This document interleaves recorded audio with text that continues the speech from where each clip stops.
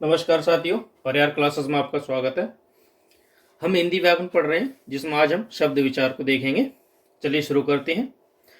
शब्द विचार में परिभाषा हम देख ही चुके हैं पहले। डायरेक्टली शब्द के प्रकार पर आती हैं।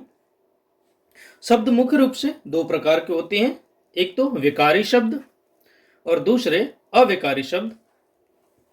विकारी शब्दों में संज्ञा, सर्वनाम, विशेषण और क्रिया आते हैं तथा अविकारी शब्दों में क्रिया विशेषण, समुच्चय बोधक, संबंध बोधक एवं विस्मयादि बोधक शब्द आते हैं। चलिए आगे देखते हैं। सबसे पहले संज्ञा को देखते हैं हम। साधारण शब्दों में नाम को संज्ञा कहा जाता है, यानी कि कोई भी नाम हो या स्थान, व्यक्ति, कुछ भी नाम होना चाहिए, केवल उसे ही हम संज्ञा कहेंगे। कोई गुण नहीं होना चाहिए, नाम होना चाहिए। जैसे कि ताजमहल नाम है, सुंदरता ये कोई नाम नहीं है, ये गुण है, तो इसे हम संज्ञा नहीं कहेंगे। ठीक है, अब चलते हैं आगे। डायरेक्टली परिभाषा है कि किसी प्राणी, स्थान, वस्तु या भाव के नाम को जो बोध कराने वाले शब्द हैं उन्हें ही संज्ञा कहा जाता है। संज्ञा मुख्य रूप से हिंदी में तीन प्रकार की होती है। व्यक्तिवाचक संज्ञा, जातिवाचक संज्ञा और भाववाचक संज्ञा। जिसमें सबसे पहली है जातिवाचक संज्ञा। देखते हैं। जिस संज्ञा शब्द से एक व्यक्ति, वस्तु या स्थान के नाम का बोध होता हो उसे ही व्यक्तिवाचक संज्ञा कहा जाता है। यानी किसी पर्टिकुलर एक चीज का नाम होगा, किसी व्यक्ति का नाम होगा स्पेशली, उसे ही हम व्यक्तिवाचक संज्ञा कहेंगे। जैसे कि किसी सामान्य का नाम नहीं होगा, विशेष का होगा, स्पेशल किसी का नाम होगा, वही होगा व्यक्तिवाचक संज्ञा। जैसे कि व्यक्तियों, देश, शहरों, नदियों, पर्वतों, त्योहारों, पुस्तकों आदि जो महीने हैं, दिनों के हैं, पत्रिकाएं हैं, इन सभी के नाम होने चाहिए, तो वे होंगे व्यक्तिवाचक संज्ञा।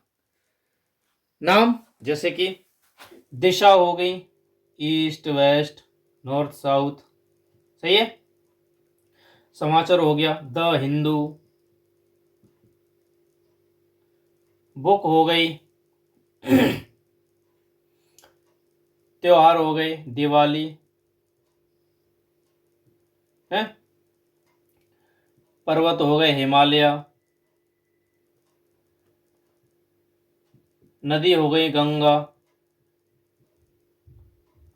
मैं इंग्लिश में लिख रहा हूं, सॉरी। शहर हो गए, आगरा हो गया मान लिया। देश हो गया भारत। व्यक्ति हो गए राम। महीना हो गया दिसंबर। दिन हो गया सोमवार, सही है। किताब हो गई रामायण। तो जो पर्टिकुलर नाम है इनको कहेंगे हम व्यक्तिवाचक संज्ञा। अब यहीं से दूसरी हम परिभाषा देख लेंगे जातिवाचक की, जिसमें संपूर्ण नामों की जो जातियां हैं उसे ही जातिवाचक संज्ञा कहेंगे। जैसे सभी समाचार पत्र, सभी दिशाएं। अब दिशा कौन सी ये नहीं पता, पर्टिकुलर नाम नहीं है, वे सामान्य शब्द होंगे। दिशा, तो दिशा होगी जातिवाचक, सभी दिशाएं। पुस्तकें, पुस्तकें कोई स्पेशल पुस्तक नहीं, सभी पुस्तकें, तो जातिवाचक। त्योहार, सभी त्योहार। पर्वत, सभी पर्वत। नदी, सभी नदियां। शहर, सारे शहर, तो ये सभी आएंगे जातिवाचक में। देखिए जाति है होगी शहर, शहरों की जाति। अब उसमें कोई व्यक्ति होगा पर्टिकुलर, तो आगरा। तो व्यक्तिवाचक और जातिवाचक में यही है कि ये एक व्यक्ति या स्थान की बात करता है, ये संपूर्ण समूह की बात करते हैं। जैसे लोग, और लोगों में नाम होगा तो वो हो गई व्यक्तिवाचक, और लोग यानी कि जातिवाचक। समझ में ये बात? चलिए आगे देखते हैं हम।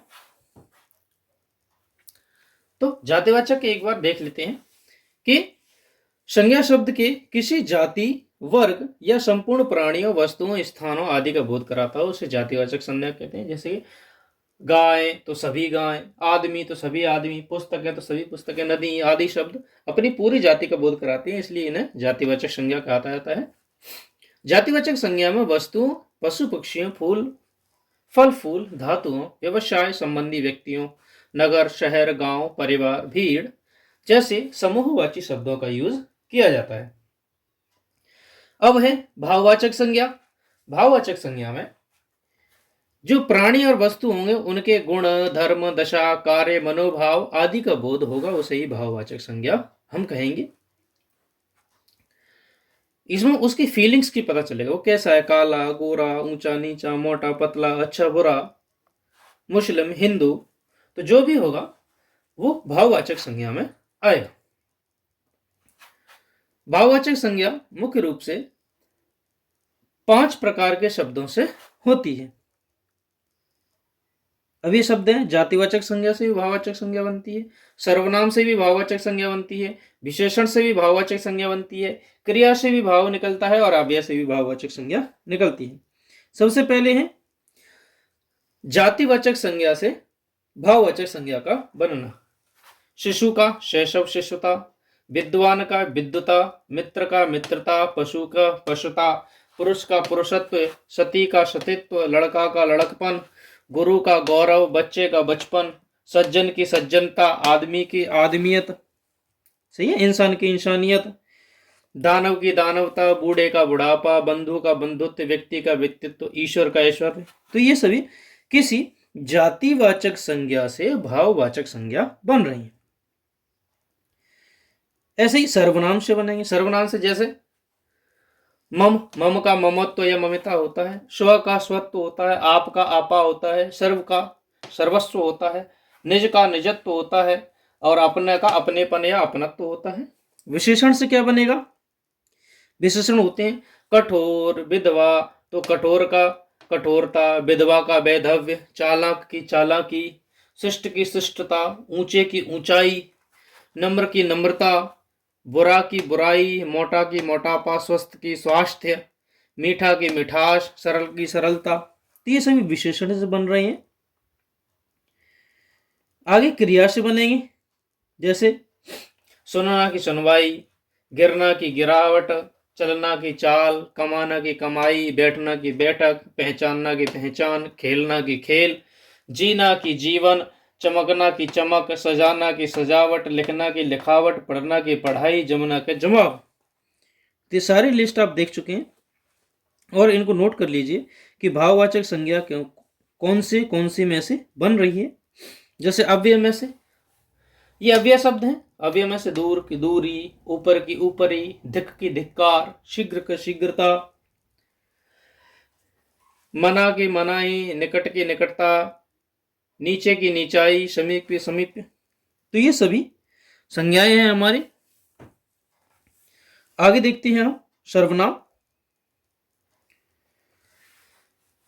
भाषा की सुंदरता, संक्षिप्तता एवं पुनरुक्ति दोष को बचने के लिए संज्ञा के स्थान पर जिन शब्दों का प्रयोग किया जाता है उन्हें सर्वनाम का। सीधी सीधी बात, संज्ञा कोई भी संज्ञा हो, संज्ञा के स्थान पर जो भी शब्द यूज किए जाते हैं उन्हें हम सर्वनाम कहते हैं। ये 6 प्रकार के होते हैं। देखिए, पुरुषवाचक होंगे तो उत्तम पुरुष, मध्यम पुरुष, अन्य पुरुष। तो उत्तम पुरुष में मैं, हम और वो, सो, तुम, आप, उसका, कौन, वह, वे, किससे, स्वयं या स्वतः। ठीक है, ये मैं हम सब भी आते हैं, तुम आप तुम सब, वह वे और वे सब इसमें आते हैं। निश्चयवाचक सर्वनाम होते हैं, अनिश्चयवाचक सर्वनाम होते हैं, संबंधवाचक सब। पूछेगा सर्वनाम कितने प्रकार के होते हैं, तो इंपॉर्टेंट है 6 प्रकार के होते हैं। पुरुषवाचक सर्वनामों में इसमें कहने वाला आएगा, सुनने वाला होगा और जिसके विषय में कहा जा रहा है उस स्थान का नाम लिया गया होगा, उसमें पुरुषवाचक सर्वनाम होते हैं। ये 3 प्रकार के होते हैं, संस्कृत में ही पढ़ चुके हैं हम इनको। उत्तम पुरुष यानी कि बोलने वाला या लिखने वाला व्यक्ति होगा, जैसे कि मैं, हम सब, हम लोग।